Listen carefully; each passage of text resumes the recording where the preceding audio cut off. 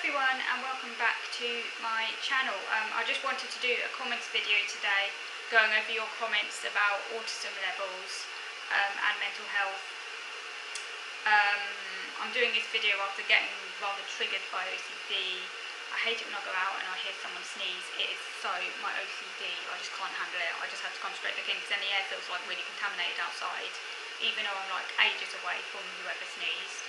The air feels really contaminated and I automatically have to hold my breath and I'll come back inside. Until I've been inside enough, because I feel the air outside now is all contaminated because of that OCD feeling, which is really annoying because I just really want to get outside and I hate being so confined inside, and I just can't wait until the autumn or winter when like it's cold and wet and I can go out and like there aren't any people and I can relax more, like in the garden, you know, because I can go out in the garden then and feel a bit more relaxed. Oh, I hate it. Anyway, so that's why I'm going to do this video, just so I'm doing something productive in that period while I'm waiting for the air to decontaminate in my mind. It's all in my mind, OCD is horrible.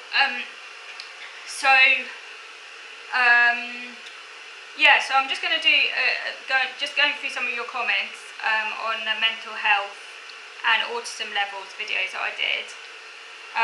So the first commenter says, if these classifications, that's level 1, level 2 and level 3, for autism levels we're referring to here, if these classifications must be done, maybe it's better to give a level for each activity, e.g. employment, handling household tasks, than making decisions based on an overall level. It's equivalent to giving someone a single intelligence score, which fails to reflect that while their verbal score might be very high, their spatial or numerical score could be very poor.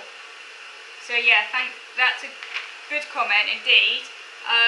Yes, because if you think about it, levels, they are incredibly binary, like kind of in a sense typecasting someone's whole experience as say one level, when actually that might not reflect the diversity of their skills or weaknesses. Someone could be given say level 1, but actually maybe because, I don't know, possibly they've got a job or they apparently don't need much support, maybe. They're seen as coping, but they still might really struggle in their day-to-day life, and that might have some significant weaknesses, which that level doesn't necessarily accommodate. So yeah, and then the whole question, of course, how do you define these levels as well? And yes, indeed, it is very similar to IQ, where someone might be given, where someone say might have very high verbal. Like I have very high verbal, but that doesn't. But again, I also have some very severe weaknesses, like in non-verbal areas, which say someone listening to me talk might not necessarily understand. So yeah, that's a good point. So next comment now. I have ASD 2. I think you'll be able to acquire for level 2. My co-parent and I just had our son, 6 years old, have his cognitive assessment and ASD 2 diagnosed. I had done the same assessment last year with the same fellow. You would have no worries getting a level 2 just based on your videos and how you describe your life. So thanks for that. So your next comment now. Our experiences are quite similar in that I too remain housebound, however we seem to have an oddly parallel experience at the moment. In fact, just as you have stopped going out for walks but are now able to spend time in your garden, I can no longer spend time in my garden, but I'm now going out for some small walks, only for about 30 minutes on about 3 days in the week, and always around exactly the same route.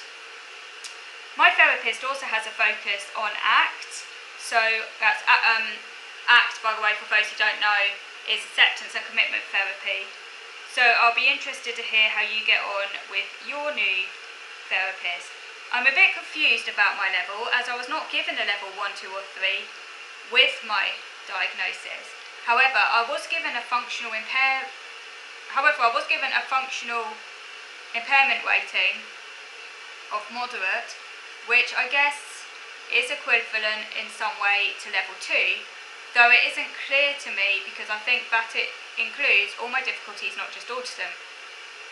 Either way, I know I require a lot of support and have never really worked and depend on my close family to survive. I do wonder if level 1 autism has become so different from how autism was understood that it distorts the whole level system, or is there perhaps a need for level 0? Yeah, that's an interesting point. Because all the levels, level 1, level 2, level 3, are about support needs, and level 1, people with a level 1 autism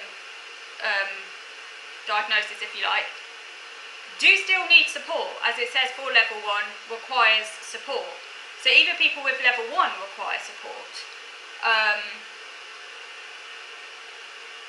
It might be in their case, say, more in the way of like reasonable adjustments at work, for example, allowing them a quiet room, quiet space maybe, noise cancelling headphones,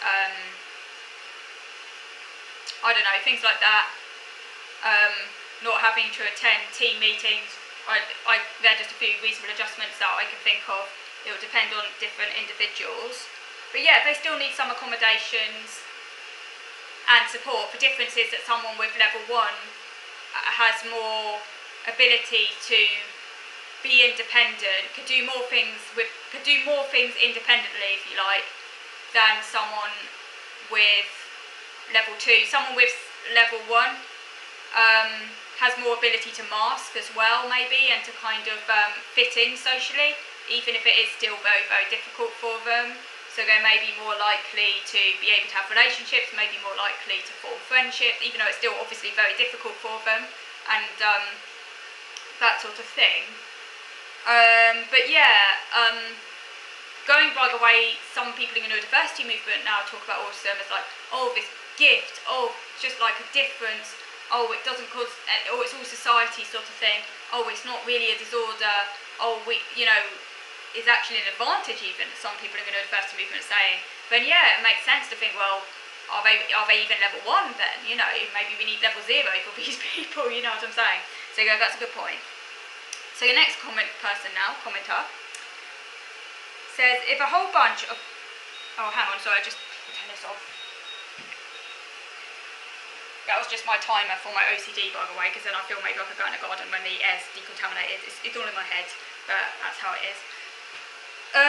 Yeah, another one of you says, if a whole bunch of very independent influencers, those are like those sort of people who like essentially make a lot of money through, I don't know, YouTube videos or selling books or like doing coaching or conferences or whatever, who tend to be like incredibly able, obviously, because otherwise I don't know how to do that, you know what I'm saying, but some of them admittedly might be getting support to do it, admittedly, some of them won't actually be doing it all on their own, so got to remember that as well. But the ones who like are kind of essentially like seem to be really good at doing it all on their own back and stuff, and then go on about it just being a difference and things, they're the ones that can cause quite a lot of harm, because obviously they really are very much a minority.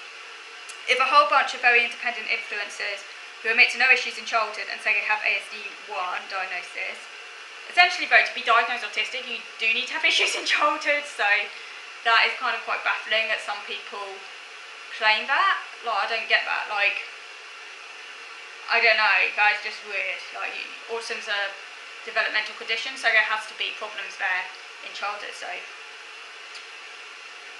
But yeah, if a whole bunch of very independent influencers admit to no issues in childhood, so you have ASD1 diagnosis, then you are miles apart from them, so likely ASD2.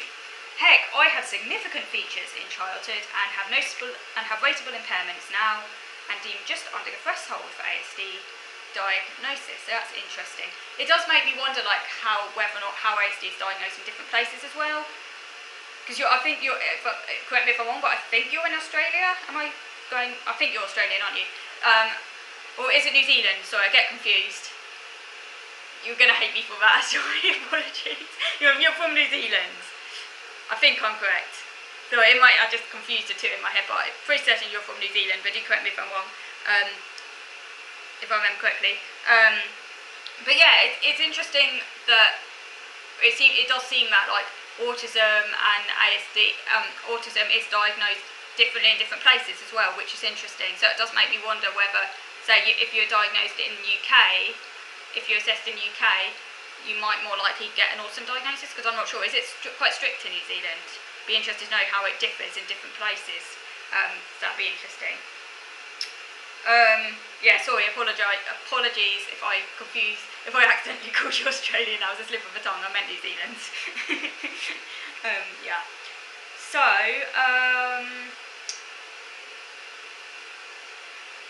what was I saying?